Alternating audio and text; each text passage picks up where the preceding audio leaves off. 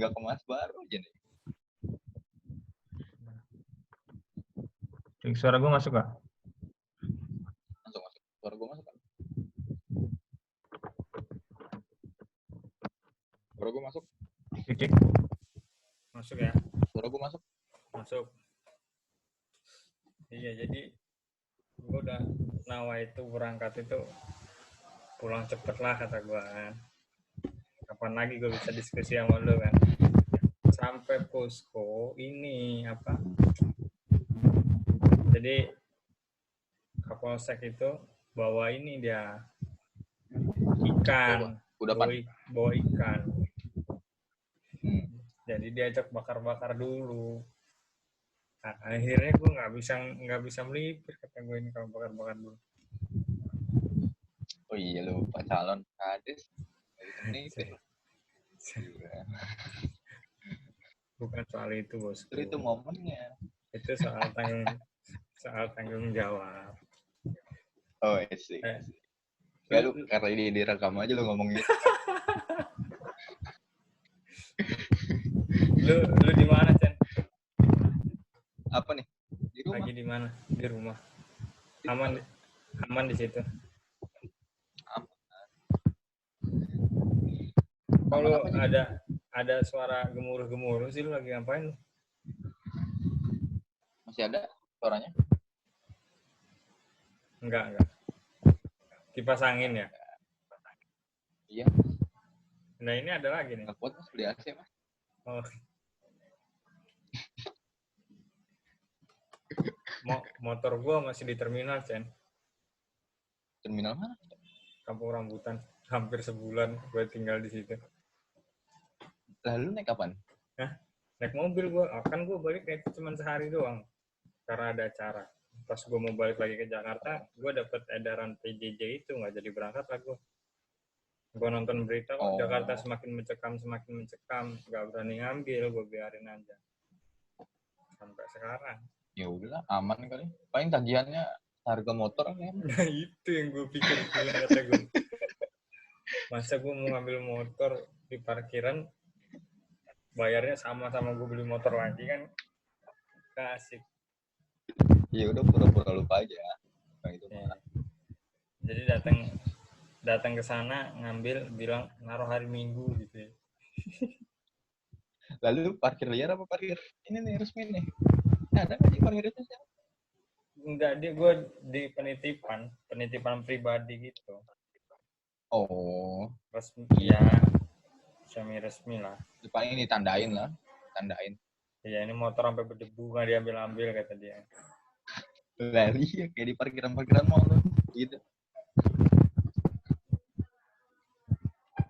Jadi gimana bos? Gua butuh pandangan lu sebagai pandangan tentang apa? Sebagai calon konsultan kan. Lah, udah jadi konsultan. Oh iya, yang jadi konsultan dari sekarang ya. Ada temen gue mau jadi kades begini ya. Enggak, tapi boleh lah. Gue butuh pandangan lo. Kalau apa lo kan anak ini nih, sosiologi kan. Apa lu sosiologi pembangunan? Anda anak fisika. Iya. Makanya kan gue mau nanya. Fisika. Saya anak pendidikan, Mas. Lu pendidikan ya? Iya dong. Masa iya sih lu pendidikan? Masa lupa sih? Sih kampret. Iya. Emang nggak ada wajah tampang pendidikan? Tampang lu nggak berpendidikan, Chen. Tampang lo apa lagi? Gue masih tampang terdidik. Iyalah, masih menjalani pendidikan. Gue lagi nih, kemarin gue habis ngobrol, terus nggak sengaja nyinggung permasalahan sekarang soal pandemik corona ini, tapi kaitannya dengan kebijakan pemerintah yang sekarang ada, ya, dan kepatuhan masyarakat terhadap kebijakan yang telah ditetapkan. Nah, gue mau tahu kalau menurut sudut pandang lu gimana tuh? Oke, sudut pandang ya. Iya. Ribet ngomongin sudut pandang. Iya, gue mau ngomong sudut apa lagi ya? Sudut evaluasi kan nggak mungkin gue ngomong sama lu sudut evaluasi kan. Gue nggak ngerti ya, tolong. Makanya. Kalau dari gue sebenarnya sih keseriusan pemerintah juga Lalu nggak usah apa pura-pura namanya? nge-like Kalau bagi tuh. gue dipertanyakan juga. Harusnya dari awal kalau pemerintah sigap, ya lu yang like. Jadi kalau pemerintah udah tuh kan nge-like aja. Enggak ini yang nonton kasihan banget ini nonton like doang. Ntar lu crop ya semuanya. Gua nge-like di situ ya. Enggak sih. Oke. Ini ada kabel bos di kamera lu ada kabel. Oh iya ya. Ini kabel apa ya? Oh, mohon maaf. Tolong dong, jangan ada konspirasi nih. Ini kita nggak ngomong konspirasi kan? Enggak. Ya, gue tertarik sih, tapi bukan saatnya kita bicara konspirasi sekarang. Oh iya. Ya, kalau menurut gue sih pandangan gue kalau PSBB atau dengan sebutan apapun itu memang dari awal sejak kasus ini ada pertama kali dideteksi warga Depok kalau nggak salah ya. Harusnya pemerintah sudah harus sigap terkait dengan COVID ini, tapi banyak respon pemerintah pada saat itu belum seserius sekarang. Dulu kan masih ada respon nasi kucing, kemudian kita kuat dengan ilmu dan lain sebagainya. Dan itu apa namanya? Teh anget dan lain sebagainya. Ini kan orang makan nasi kucing. Gimana ceritanya terhindar dari corona? Nasi kucing tidak membuat Anda kenyang. Satu juga 10 banyak kenyang. Iya. Kan itu harusnya dari awal sih bisa lebih serius. Kalau dari awal pemerintah serius, saya rasa masyarakat juga bisa serius lagi menanggapi itu. Lebih patuh lah, nggak kayak sekarang. Berarti gimana ini di dong. Lampung patuh nggak? Berarti ini dong. Sebenarnya gue pengen bahas soal ini kaitannya sama kepatuhan masyarakat terhadap kebijakan yang telah ditentukan. Gitu. Berarti kalau menurut tuh kalau kayak gitu ceritanya ketidakpatuhan yang mungkin sekarang masih terjadi itu ada salah pemerintah juga? Dibilang salah enggak sih, tapi andil pemerintah dalam hal itu ada juga. Ada dari awal kan framingnya kan santai, slow. Tapi masyarakat kita terlalu santuy menanggapi itu. Walaupun kita harus was-was banget atau gelisah terkait COVID, paling enggak kita waspada lah. Iya. Seperti itu. Ini enggak, warga santuy, barbar lagi kan. Ditegur malah ngajak berantem.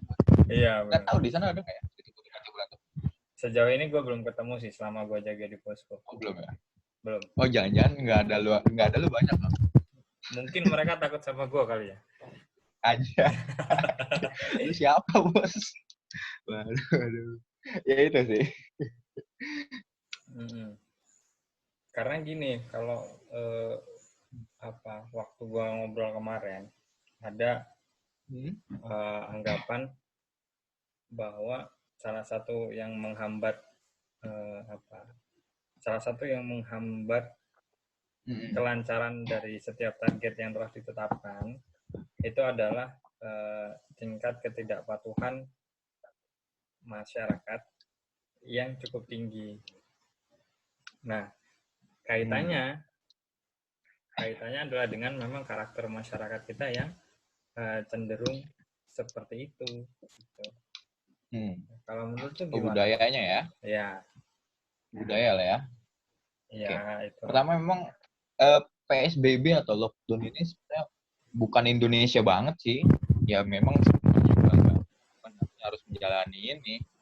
Ya gimana sih keseharian kita ngopi, nongkrong, atau sekedar ngobrol dengan orang tatap muka, itu harus diputus dengan adanya COVID ini, pandemi ini. Yaitu ada semacam kaget juga mungkin masyarakat ya, nggak terbiasa dan berusaha beradaptasi sampai sekarang ini. Saya lihat mungkin nanti gue lihat sih ya akan ada masanya sih masyarakat akan patuh, tapi nggak tahu kapan kan, atau nunggu mereka sadar dulu bahwa COVID ini berbahaya. Atau ada yang masih menganggap COVID ini hanya batuk pilek biasa, masuk angin dikerap selesai mungkin gitu. Konspirasi. Enggak. penyakit yang dibesar-besarkan akibatnya, efeknya. Iya. Ya memang ya kita akui juga COVID bisa sembuh sendiri, tapi kan nggak gitu juga. Nggak seselalu itu juga. Gitu, Bos. Ini gue agak terganggu dengan watermark-nya. Gue jadi gini, sebenarnya gue biasanya pakai HP. Tapi kalau HP itu kan gue butuh 2 HP. Satu kamera, satu hotspot. Karena kan pakai jaringan WiFi. Nah ini gue kebetulan HP cuma ada 1. Nah dan gue ada kamera. Anda sombong bang. Maksud gue HP satu ini HP pinjem. Nggak. HP gue rusak. Oh disebut mereknya Pak. Gila Pak. HP gue rusak. Oh, oke. Iya. Jadi ngantuk banget ya habis jaga ya.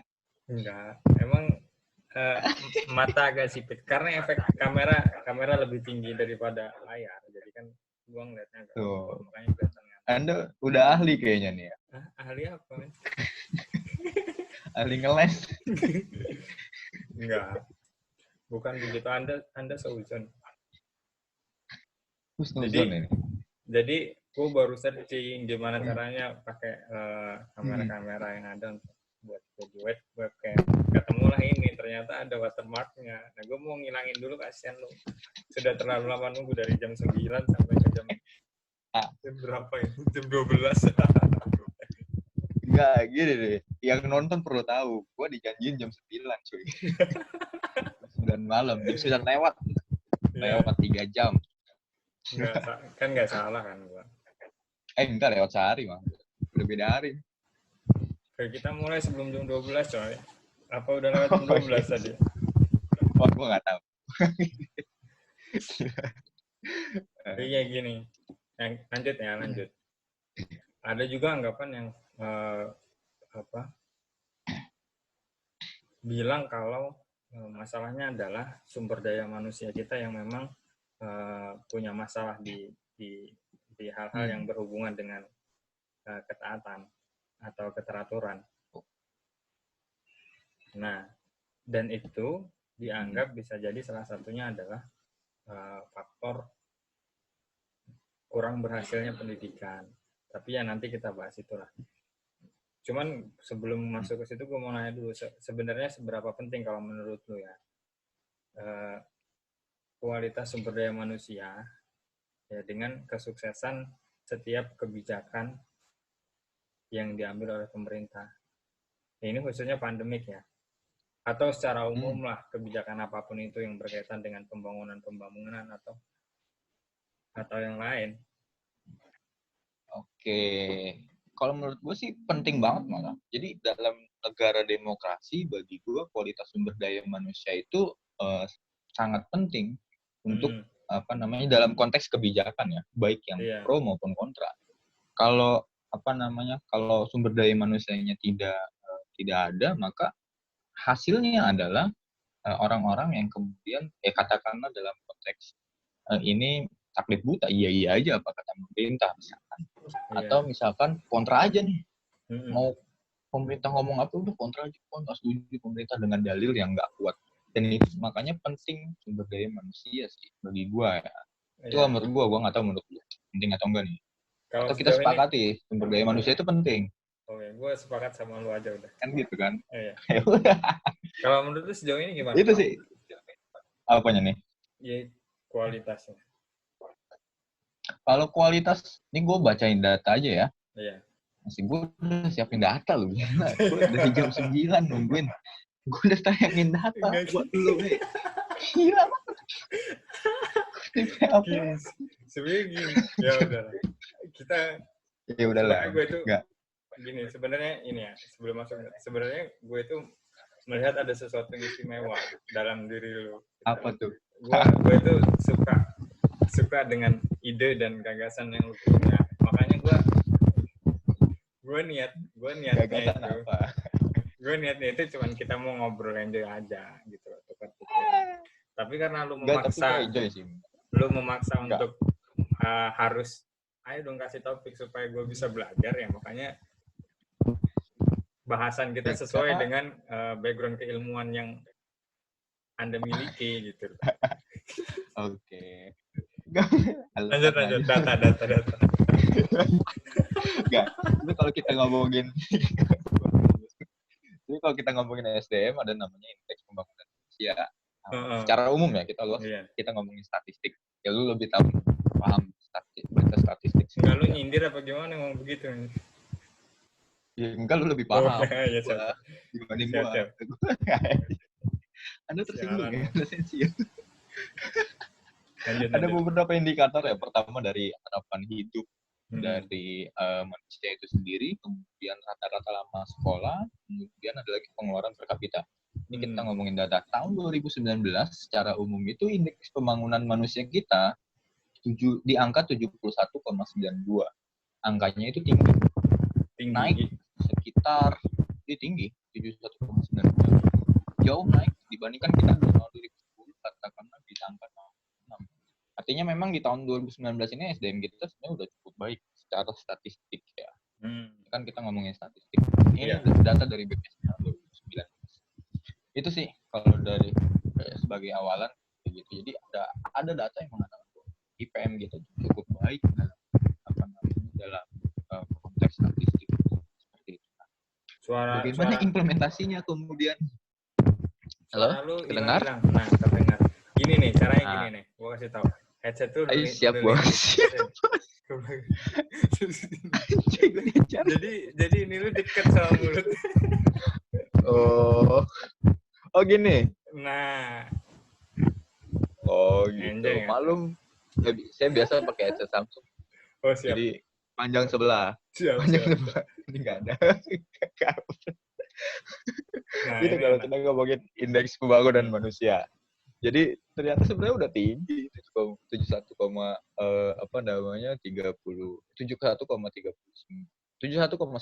itu udah cukup tinggi. Seperti itu. Lalu kemudian kenapa akhirnya tidak sejalan dengan katakanlah dengan konteks pandemik?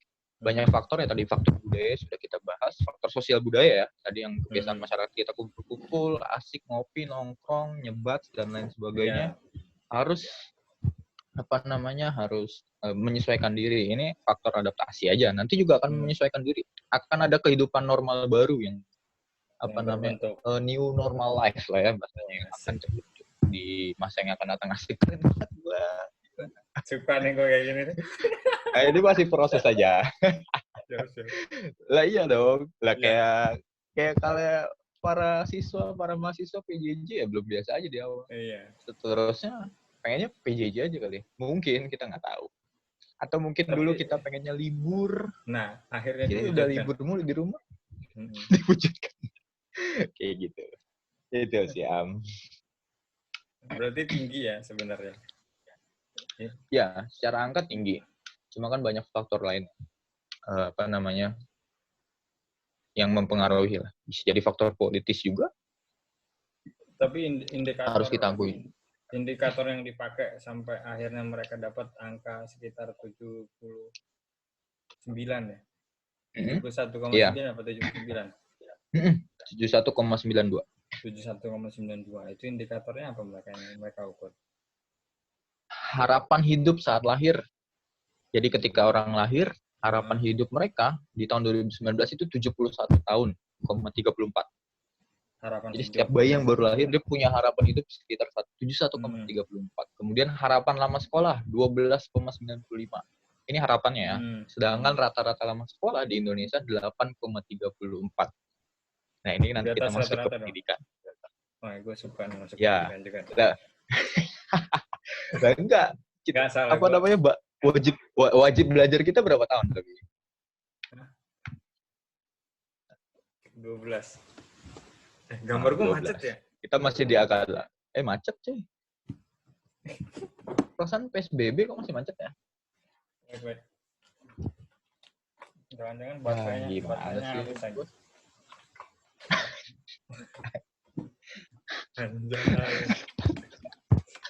Nggak keren banget, udah ada watermark. Nggak keren banget coy. Nggak keren. Gagal. Nggak apa-apa.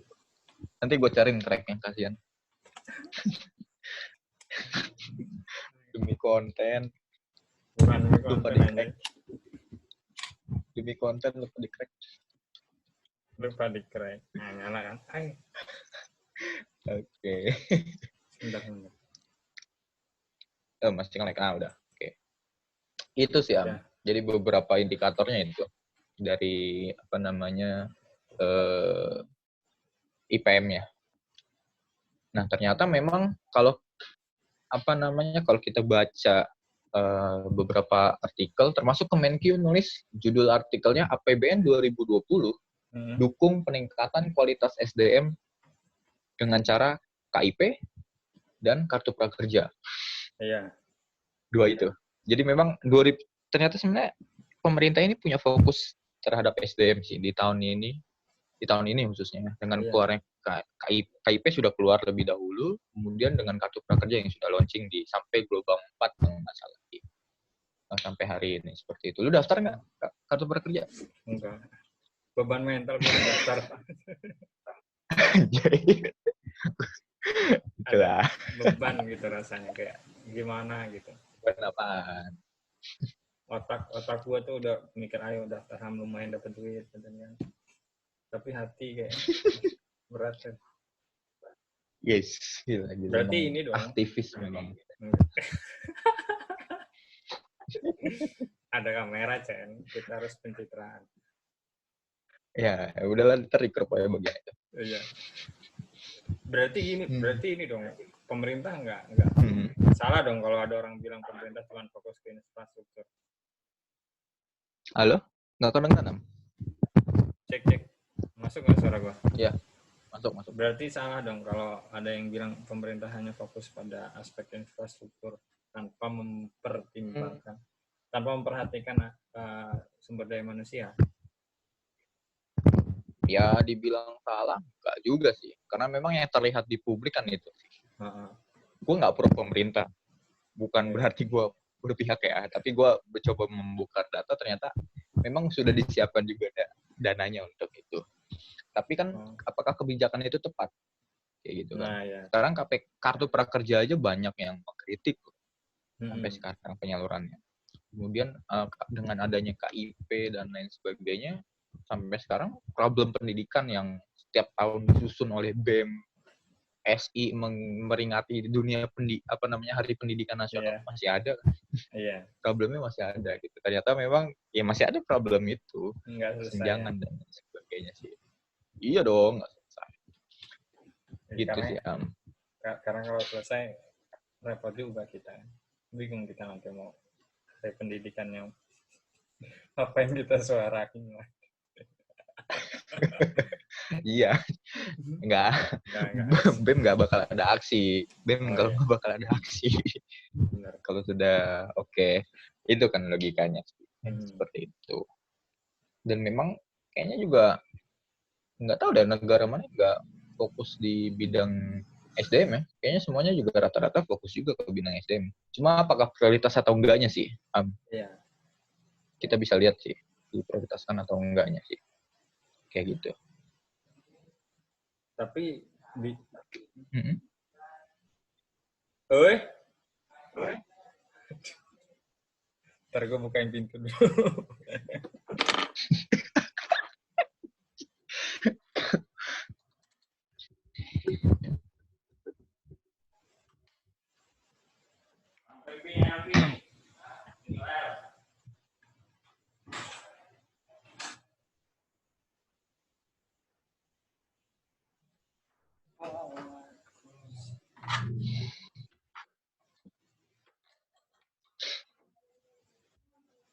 Hah? Udah, El.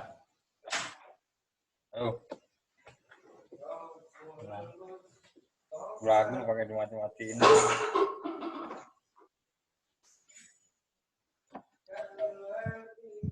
Adek gue aja baru selesai latihan hadroh. Berarti masih sore, Sen. Beda cuy, latihan hadroh mah. Lanjut sampai mana? Gua dibilang gua anak senja. Oke, tadi sampai mana ya? Sampai bukain pintu tadi. Enggak. gue ngomongin soal sumber daya manusia ya. Jadi lu tadi juga kan bilang kalau bahwa demokrasi itu kan, keberhasilan demokrasi itu sangat bergantung pada kualitas sumber daya manusianya kan. Nah, gua sempat sampai pada satu titik yang berpikir kalau kayak nggak ada harapan tuh maksudnya kayak banyak hal yang dilakukan ini akan jadi percuma selama masalah kualitas sumber daya manusia yang ada itu belum selesai. Betul. Misalnya demokrasi juga kan, kalau kualitas pendidikan belum beres, kualitas sumber daya manusianya belum baik kan, sifatnya masih transaksional, masih jual beli urusannya. Nah, itu buat gue berpikir kayaknya memang gue harus gue harus menyelesaikan revolusi. Bukan revolusi, ya revolusi pendidikan. Enggak, gue agak berat sih gue sekarang kalau bicara konsep yang segeneral itu, yang membutuhkan power besar. Mungkin lebih ke arah yang kecil-kecil aja yang bisa dilakuin. Jadi masalah ini nih ya, masalah sumber daya manusia ini, khususnya di sistem yang kita punya, itu menjadi salah satu penentu yang cukup besar. Ya. Nah, setelah gue pikir-pikir itu ya, kayaknya gue banyak hal yang percuma gue lakuin ketika gue misalnya memperjuangkan, menuntut setiap orang untuk melakukan sesuai dengan yang seharusnya mereka lakukan. Ya, sesuai dengan sebagaimana sistem itu meminta, ya mereka harus seperti itu. Di sisi lain, apa yang gue tuntut itu mentah-mentah juga gitu loh. Kalau memang orang yang gue tuntut ia tidak berpikir bahwa apa yang gue tuntut itu sesuatu yang penting untuk dia lakukan, maksudnya. Yes, I know. Nangkep kan lo maksud gue kan? Gue kedip aja lu nangkep sebenarnya. Enggak sih, gue iya aja sih. Gue mikir kayaknya emang harus dari pendidikan dulu kan beres. Iya. Ya, kan kalau siapa yang bilang, gue baca dulu teori manusia modern itu kan, salah satu pendidikan adalah alat yang sebenarnya kekuatannya 3 kali lebih besar daripada opsi-opsi lain untuk meningkatkan kualitas sumber daya manusia. Gimana tuh kalau menurut lo? Oke. Keren sih Am lo. Enggak. Gue sepakat sih sebenarnya. Basisnya sebenarnya pendidikan kan. Kalau ada hierarki ya pendidikan dulu nih dibenahi. Sumber daya manusianya dulu dibenahi. Tapi apakah memang hanya fokus ke sana doang? Kan enggak kan. Kita bisa berbarengan dengan perbaikan ekonomi, perbaikan misalkan sistem politik dan lain sebagainya, itu menjadi hal yang bisa berbarengan. Cuma prioritasnya adalah harusnya sumber daya manusia. Sekarang problemnya adalah problem pendidikan kita masih banyak loh ternyata. Aksesnya masih jauh dari, katakanlah misalkan masih banyak yang belum sekolah misalkan dan lain sebagainya. Meskipun sekarang udah ada KJP dan lain sebagainya, tetapi faktanya adalah di jalanan masih banyak yang nggak sekolah, nggak tersentuh dengan sekolah itu. Kemudian ada juga mindset pendidikan itu. Ada. Lanjut Bos. Ini nanti lu crop gak deh? Enggak, biarin. Gua males ngedit. Oke, siap. Intinya sebenarnya gini, ini gua rekam adalah supaya sewaktu-waktu ketika gua ingin mengingat kembali apa yang kita bincangkan malam hari ini tuh tinggal play aja gitu. Alah, basi.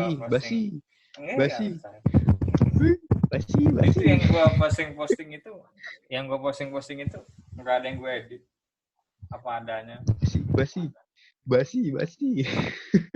Ya gitu sih ya. Jadi memang pendidikan tentu penting. Heeh. Ada lagi terkadang mindset pendidikan kita hanya terkungkung pada bahwa pendidikan tuh sekolah, padahal Heeh. enggak. Harusnya Pendidikan tuh gimana? luas.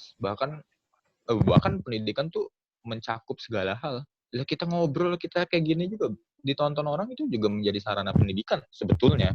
Mm-mm.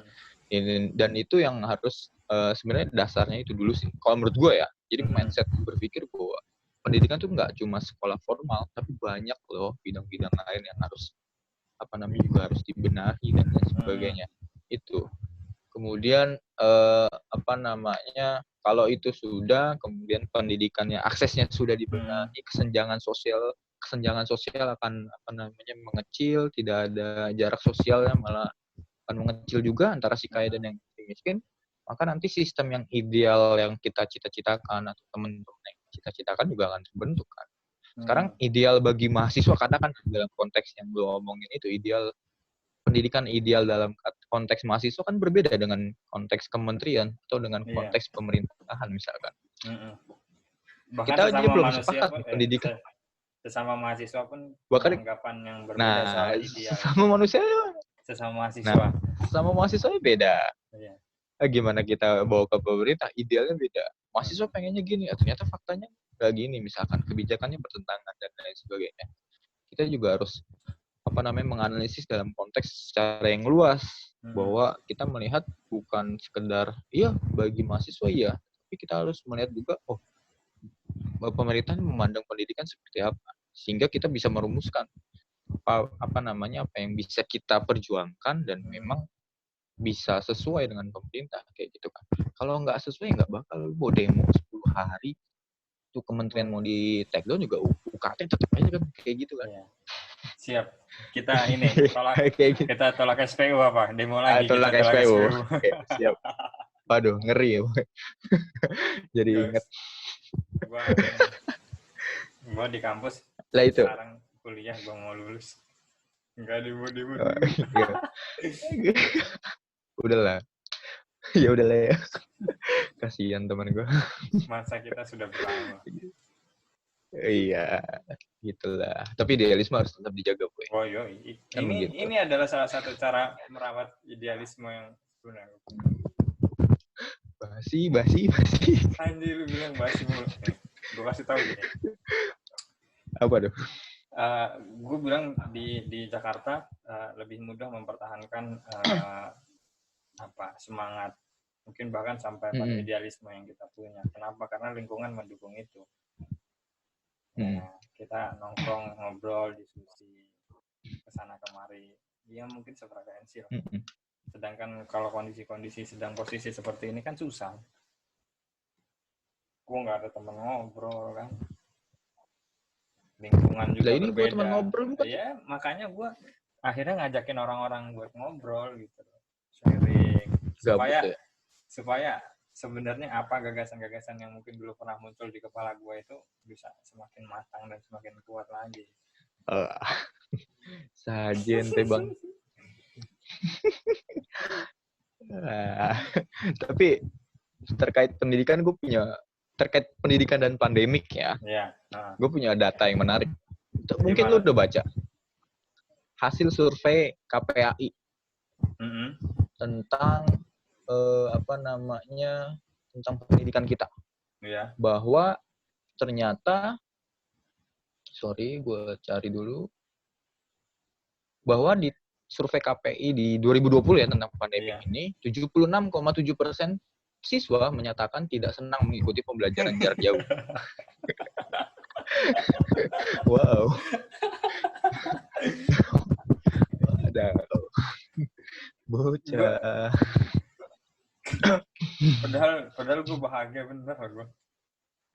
Nggak, iya, Anda berarti tidak masuk 76 itu. Gue masuk yang 24%. Anda di 20%. 24%. Nah. Minoritas juga berarti ya. Iya, tapi di balik survei ini ada yang menarik sebenarnya sih. Bahwa sebenarnya kita nggak siap dengan konsep pembelajaran yang jarak jauh sih. Itu yang harus kita nggak siap. Kesenjangan nggak usah jauh-jauh, kesenjangan internet akses terhadap internet. Kita belum siap terhadap itu. Mungkin di DKI pada punya internet. Atau kalau nggak punya duit dan segala macam, ada KJP yang menanggung. Belum tentu di daerah lain seperti itu. Atau kalau kita baca berita yang guru mendatangi siswanya ke pelosok satu persatu karena nggak ada internet, nah itu salah satu contohnya. Kita belum siap kan itu. Infrastruktur internet kita belum siap untuk menjangkau itu. Ada berita gitu. Mahasiswa yang meninggal karena cari sinyal ya. Baca belum? Ada. Oh belum. Jadi dia dia manjat tower masjid. Di mana tuh? Karena nyari sinyal. Oh. Dia lupa kok tempatnya. Innalillahi. Meninggal. Itu baru Am? Belum lama sih. Gue baca 2 hari yang lalu kalau nggak salah. Tapi ini loh. Gitu tapi, sih. Itu justru ya mungkin itu salah satu datanya berbicara seperti itu ya. Tapi dari segi infrastruktur memang kita mungkin belum memadai untuk melakukan itu semua. Tapi menurut gua justru pandemi ini juga memaksa kita untuk akhirnya mencoba salah satu metode yang seharusnya nggak asing lagi kita gunakan di era seperti ini. Betul. Ya kan, gue sempat pikir gini loh, Chan. Nanti kalau gue baru ngomongin ini di sini. Kalau misalnya pandemi selesai, gue berpikiran untuk membuat satu bimbingan pembelajaran skripsi. Yang nanti itu tujuannya adalah agar supaya dapat dipergunakan oleh ibu-ibu yang punya anak ya di bawah usia anak-anak yang sudah masuk PAUD. Jadi untuk ibu-ibu. Iya, jadi kita memberikan satu media yang bisa digunakan oleh orang tua ya untuk mendidik anaknya sesuai dengan psikologi perkembangan anaknya yang di usia seperti itu kan seharusnya seperti apa.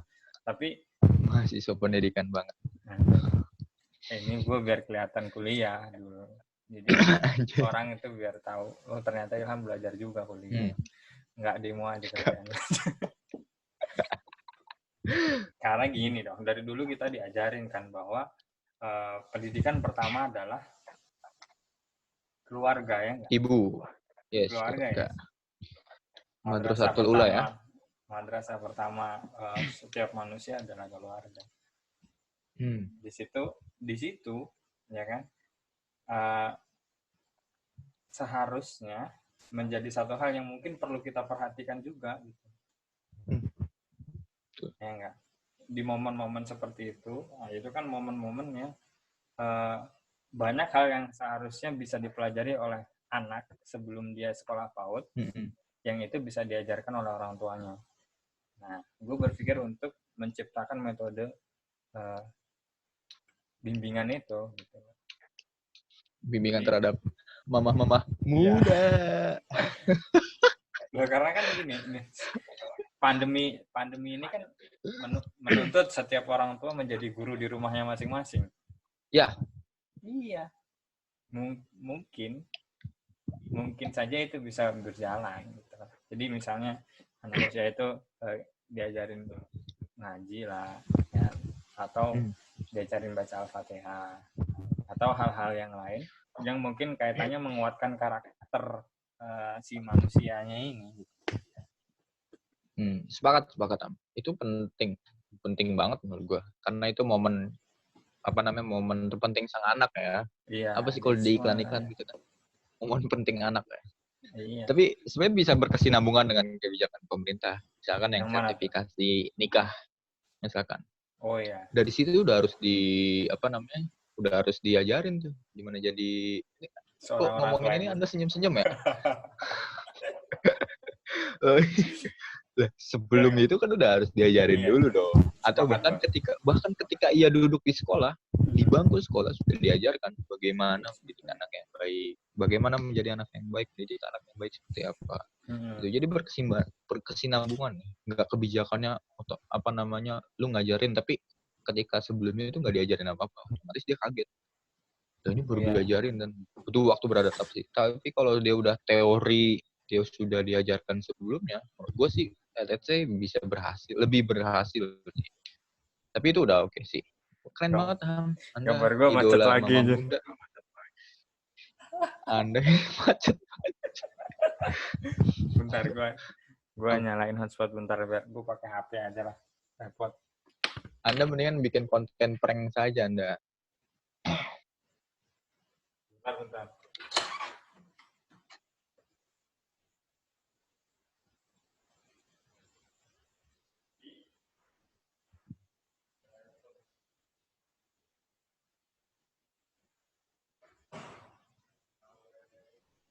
Enggak, nyalain punyamu itu. Mau ganti hotspot ya?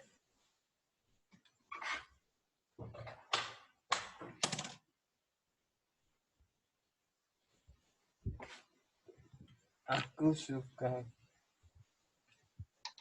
Bentar. Ada aja. Mas Ilham, Mas Ilham. Abal-abal buat gue ya kalau jadi YouTuber ya. Untungnya gue nggak mau.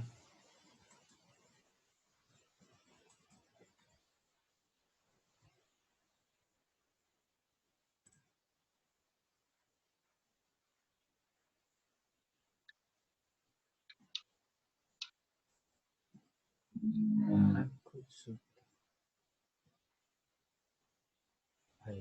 Lu tidur, Am? Hah? Lu tidur. Biasa gue ganti kamera dulu.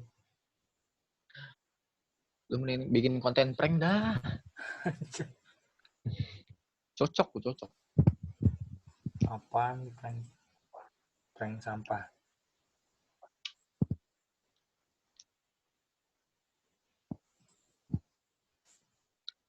Masuk penjara lumayan.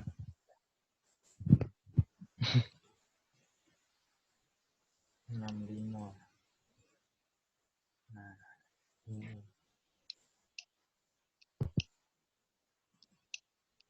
Ya.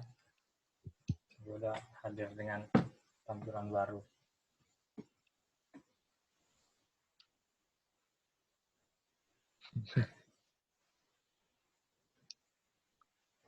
Nah, kita lanjut. Sampai mana tadi?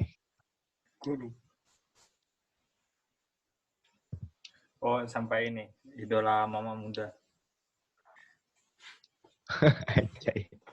Ingat aja tuh. Bagus Am. Jadi itu bagus. Bagus ya. Laksanakan gitu. Iya, nanti gue ini. Apa? Gue mau belajar sama anak-anak PAUD dulu. Kan kita harus belajar sama ahlinya. Menentukan metode bimbingan seperti apa yang harus diberikan kan harus sesuai dengan keilmuan. Ini ambigu, bahasan lu ambigu. Apa? Dengan ahlinya, dengan mama-mama muda. Enggak, Ceng. Tapi ya itu ide ini sih, ide liar yang muncul, yang kayak terinspirasi dengan. Sebenarnya gue terbiasa karena apa? Anak sekolah SD diminta sekolah lewat TVRI itu loh, ya kan? Nah, dengan dampingan orang tua, menurut gue sih mungkin aja sebenarnya itu bisa dilakuin untuk memaksimalkan sekolah pertama si anak, biasa si anak keluarga. Itu atau kalau bisa ini masuk jadi program PKK, ibu-ibu PKK aja di awalnya dulu. Iya. Ibu-ibu PKK ya. Loh, mereka yang mau organisir ibu-ibu posyandu misalkan. Nah, cocok buat posyandu. Oh iya juga. Posyandu nggak cuma buat balita. Sambil sosialisasi. Nah, ibarat pepatah, sambil menyelam buang air. Tapi kan sekarang kondisinya masih pandemi. Mungkin gue bisa pakai ini lah. Gue bisa pakai ini untuk ini ya, diskusi dulu ya. Gue menuntut ilmu dulu kan ke mereka yang ahlinya. Iya. Siapa? Tapi ini salah satu trik sih. Cari aja dosen-dosen lu, ada kali. Dari sudut pandang fisika. Anjay. Berat nih kalau fisika. Ini harus dosen pendidikan. Iya, dosen pendidikan. Cari aja Dosen anak-anak FIP. PG PAUD. Ada teman gue PG PAUD. Oh, kayaknya gue kenal sama temen lu itu. Tapi kita nggak usah. Ya udah ya. Kita nggak usah sebut nama lah. Ya.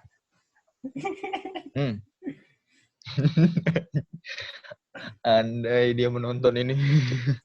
Enggak, gue yakin dia nggak akan nonton. Enggak, siapa tahu dia nonton bagian ini doang. Oh iya. Atau nanti yang semenit ini aja gue potong ya.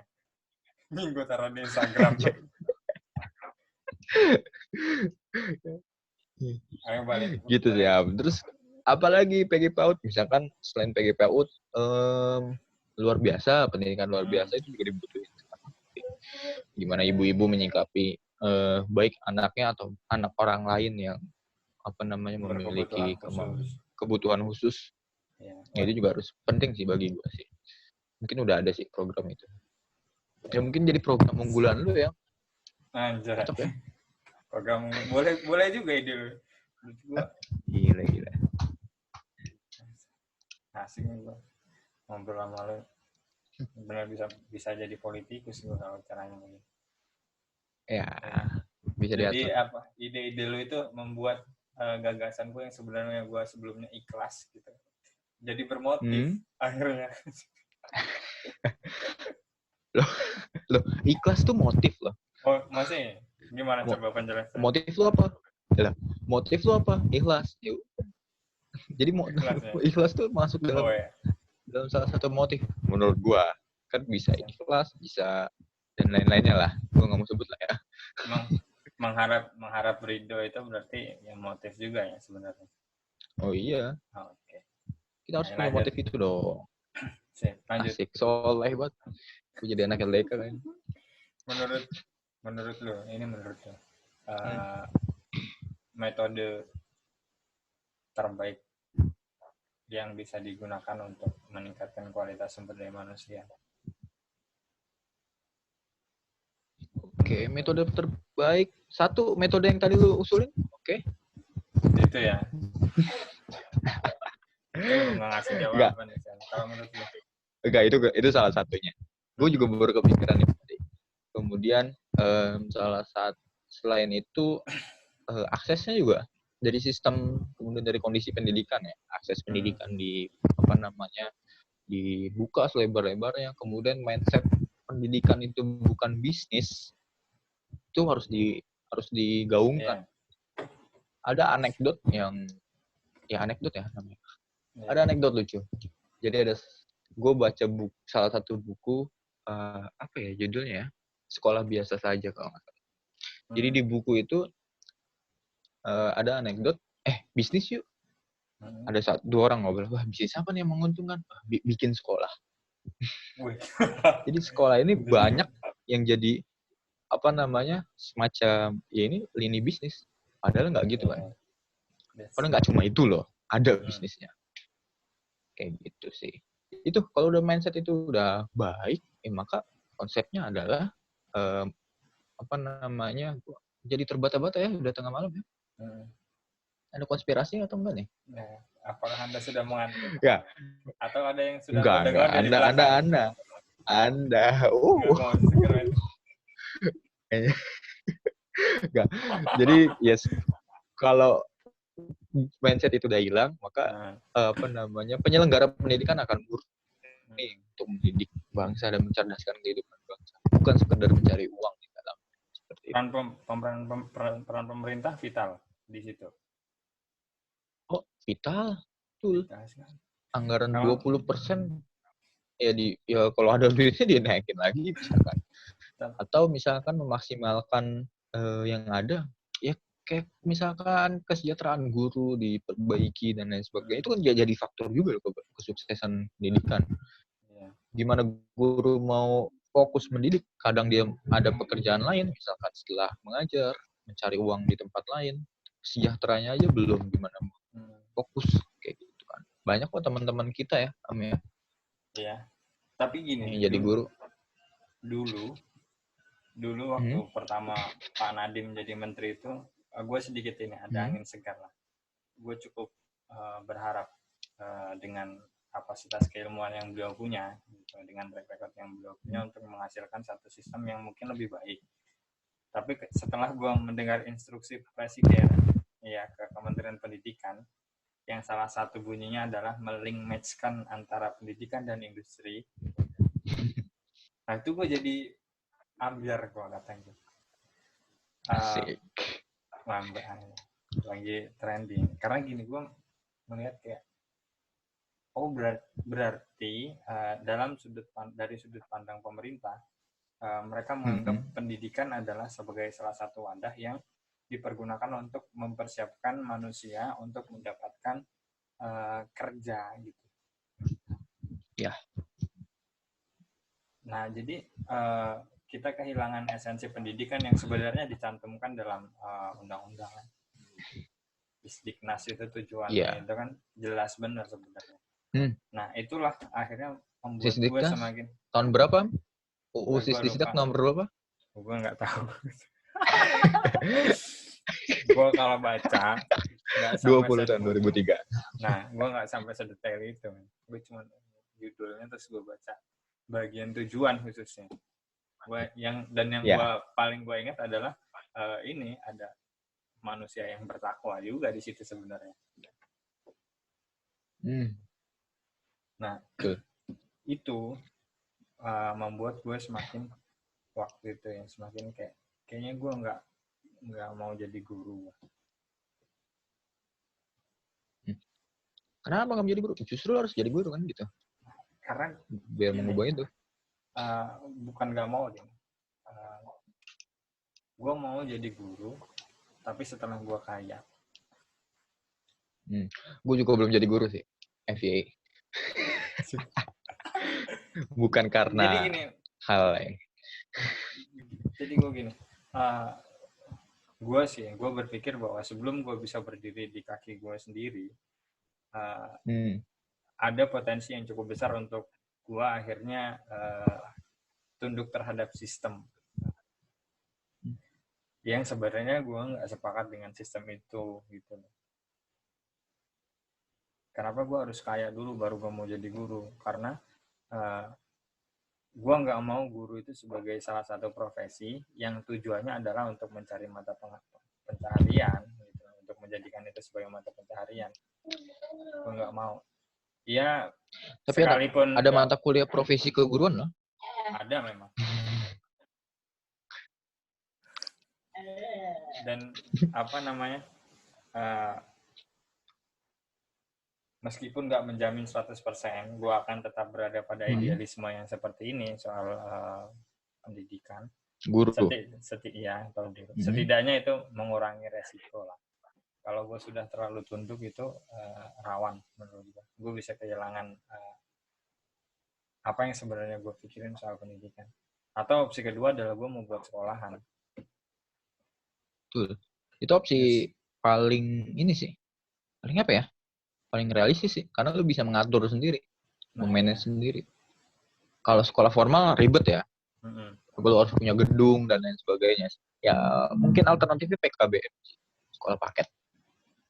Cukup punya beberapa ruangan, dan lu bisa bebas mengkreasikan kurikulum lu, misalkan. Yang penting mereka ujian nasional, dan lu bisa mengkreasikan mereka mau seni kah atau apakah?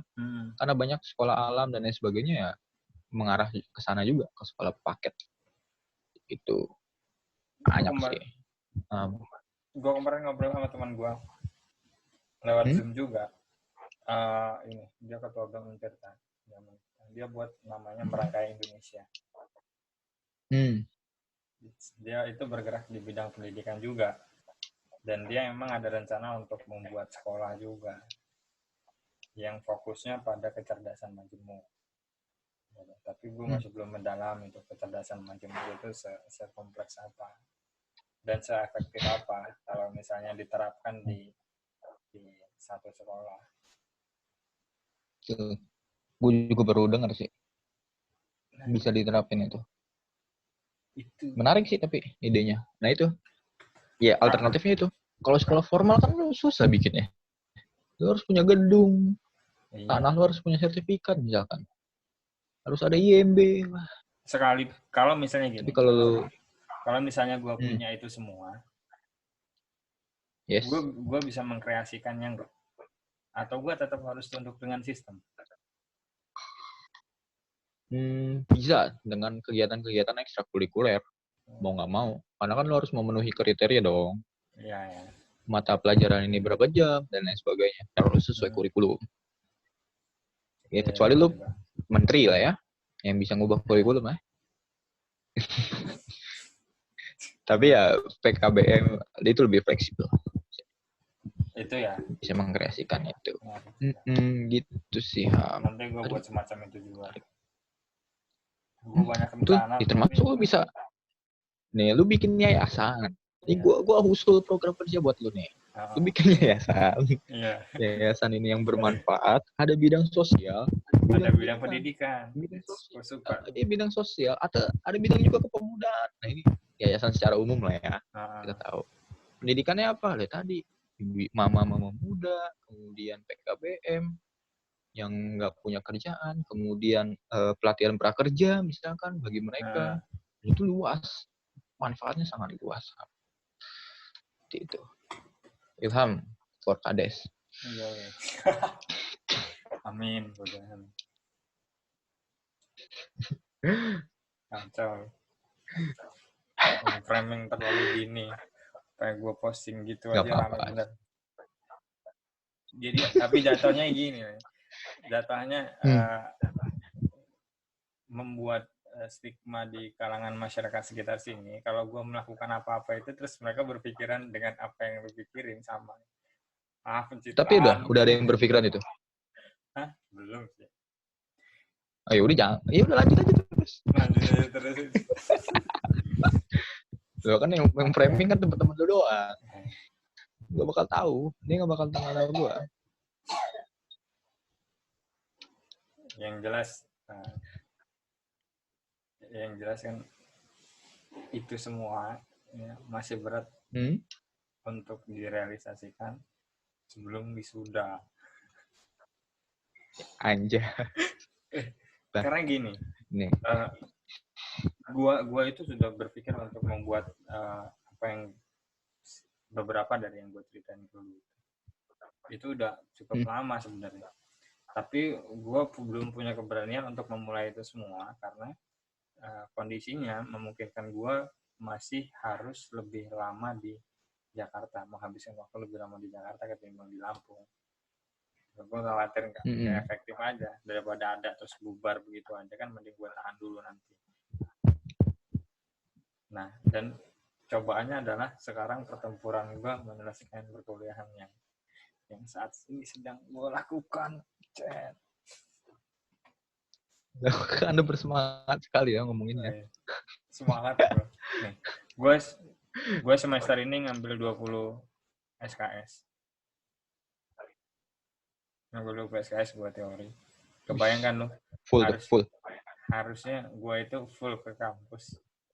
Dengan adanya PJJ gue full melakukan itu semua di rumah. Makanya kata gue, kebetulan ya. Makanya gue bilang mungkin gue masuk 24% orang dari data yang dirilis KPAI. Anda termasuk yang senang PJJ. Iya, karena gue harusnya full ngabus terus bareng adik tingkat gue jadi melakukan itu semua dari rumah. Jadi nggak ketahuan bener kan kalau misalnya lu masuk Zoom pam orang itu kan nggak semuanya tahu. Oh ini dulu abang yang ngomong mulu nih kayak gitu. Ini abang yang di atas mobil Son Mulun. Provokator, radikal kata dia. Ya, semua ada fasenya. Sekarang lu sedang menggeluti. Sekarang lu sedang mempersiapkan apa untuk ke depan? Untuk apa nih? Ke depan siapkan duit paling ya. Gue kerja. Lu kerja di mana sih? Di Kelapa Gading. Ya. Di? Sekarang di rumah sih. Enggak, di perusahaan training. Training. Siapa yang di training? Target training? Pasarnya itu itu karyawan sih. Training soal Full apa? stop sampai ya leadership, terus communication dan lain-lain banyak lah. Coaching, Kenapa lo pilih itu? gitulah. Udah rumit ini. Kenapa? Jadi ada fasenya tahun lalu itu setelah lulus itu gue menggeluti bidang CSR sih, bidang sosial perusahaan. Banyak link dong lu berarti. Apa nih? Belum. Sampai sempat bantu-bantu di forum CSR DKI untuk untuk acara. Setelah itu memang ya gue berpikir gue harus pindah lah, move lah dari satu sisi ke sisi lain. Akhirnya gue daftar, terus rekomendasi orang dalam teman gue, akhirnya gue lolos. Ya, jadi gue menikmati aja fase-fase ini. Jadi mana fase-fase belajar sih sebenarnya. Masih muda, gue nggak memandang sekedar cari duit. Oke, gue kerja cari duit, tapi gue juga belajar sih dari apapun itu. Apa yang lo dapat dari situ? Wah, banyak banget. Anda mau ya ikut training lah. Nah, begini nih yang gratisan. Padahal gue berharap dapat tips gratisnya. Tapi ya apa-apa. Tipsnya belajar terus. Siap. Tipsnya belajar terus. Karena tantangannya gue pas jadi mahasiswa, belajar terus, baca buku, pas skripsi baca buku. Setelah lulus tantangannya apa? Baca buku enggak? Misalkan. Lalu belajar enggak? Itu tantangan terberat bagi seorang sarjana. Kecuali kuliah lagi ya, belajar. Iya. Konsisten nggak kita belajar? Kalau kita udah konsisten, oke. Nah, gue lagi berusaha konsisten untuk itu. Sulit juga ya. Berat. Beneran. Belajar itu berat. Ya. Makanya nggak semua orang mau. Betul. Semua orang mau lulus. Iya. Tapi nggak semua orang mau berusaha untuk lulus. Enggak, semua orang berusaha untuk lulus. Oh, semua orang berusaha. Sejauh mana usahanya? Oh iya. Sejauh. Ya udah lah ya, mah. Iya. Skip. Kayak kita lewati itu. Kita ngobrolin yang lain. Tapi kayaknya udah malam nih kan, udah jam 1 kan. Iya nih. Iya. Udah ngantuk lu ya? Udah sayup lu. Lu udah sayup. Emang matanya begini, Cen. Enggak, lu udah sayup. Enggak. Lu udah sayup. Masa iya?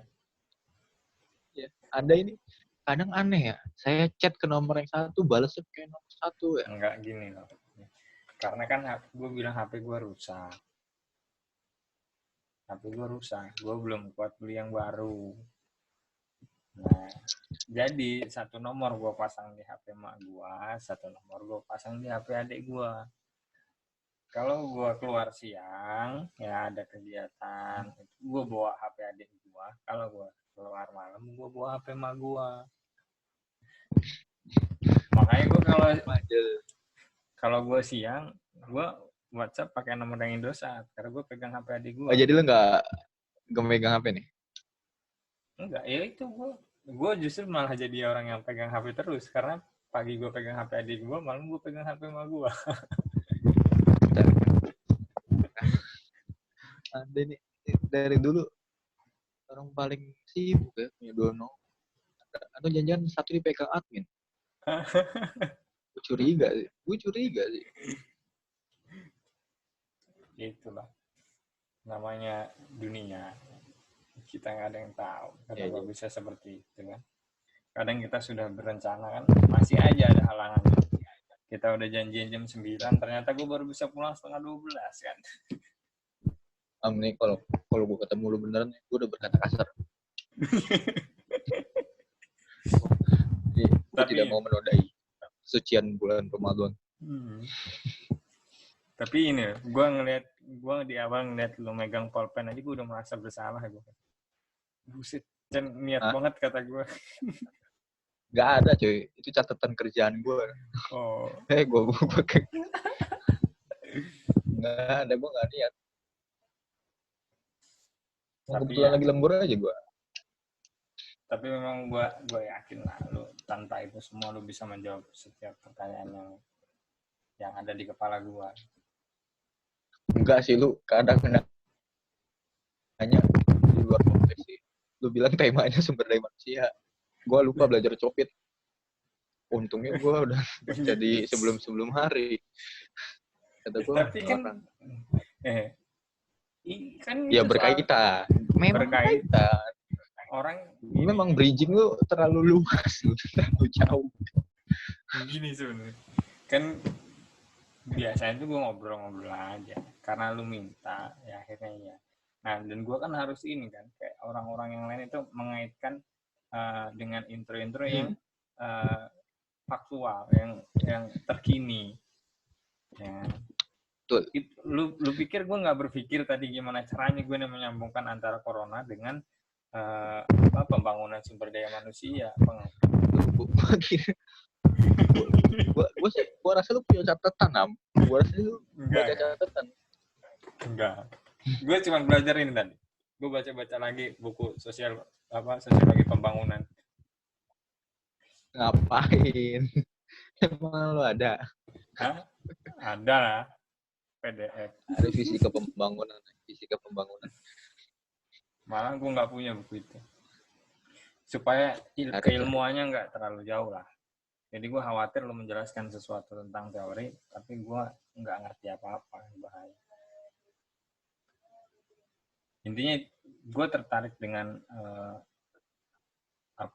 pembangunan sumber daya manusia itu karena gue meyakini bahwa sistem yang sekarang kita gunakan yang nggak akan pernah berjalan efektif selama SDM kita masih kacau atau SDM kita belum memenuhi kriteria untuk menjalankan sistem tersebut. Nah, selama kondisinya seperti itu, banyak hal yang sebelumnya gue lakuin menurut gue akan jadi percuma. Makanya kenapa nggak gue main ke yang pendidikan aja gitu, fokus ke sumber daya manusia. Kadang gue berpikir pendidikan ada kunci. Kadang gue berpikir absurd, bah. Gue itu iya pengen pendidikan, tapi gue sering diskusi dan belajar soal pertanian juga. Jadi gue pikir sebenarnya gue mau jadi apa gue ini, kata gue. Iya, apa ajarin aja semuanya. Mumpung masih semangat. Tapi yang sekarang ada di otak gue sih gini, gue mau jadi orang kaya. Jadi ini pertanian yang sifatnya terintegrasi, sistemnya terintegrasi, memungkinkan masuk ke area perdagangan juga. Itu adalah mata pencaharian. Pendidikan, nah ini adalah satu sisi yang pengen gue lakukan, tapi tidak menjadikan itu sebagai mata pencaharian. Makanya gue belajar itu semua. Sekolah bukan bisnis. Suka itu. Ya, gue mau ngomong kuliah nggak penting, bahaya. Kuliah penting. Ya, karena dengan kuliah lu jadi mengerti bahwa kuliah itu nggak penting sebenarnya. Enggak ya? Enggak penting kok, penting. Apa itu kan semacam pembenaran dari ketidakmampuan menyelesaikan apa yang dimulai.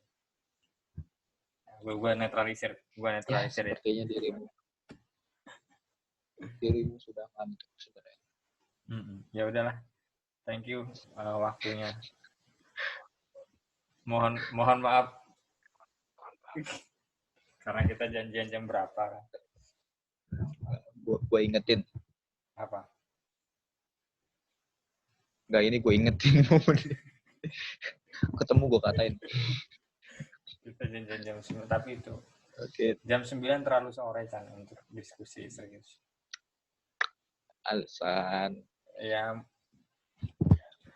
intinya makasih lah. Mudah-mudahan nanti kalau itulah. Apa? Ya itulah. orang pandai berargumentasi kayak mencari pembenaran. Oke lah, nggak apa-apa, Iya. santai. Ya, hampir 6 tahun gue kuliah, gue banyak belajar di bidang itu. Oke, nanti kalau gue perlu pertanyaan lagi, ya mudah-mudahan lu nggak keberatan lah untuk diwawancarai kembali ya. Boleh. Kasih tahu aja temanya. Siap. Kasih tahu temanya. Dikit aja. Oke, thank you ya, Chen. Sukses selalu lah Sip. buat lu. Assalamualaikum. Salam. Wih, screenshot dulu. Wih. Pamer ke grup. Udah. Oke. Yoi, sampai jumpa. Selamat Thank you. istirahat.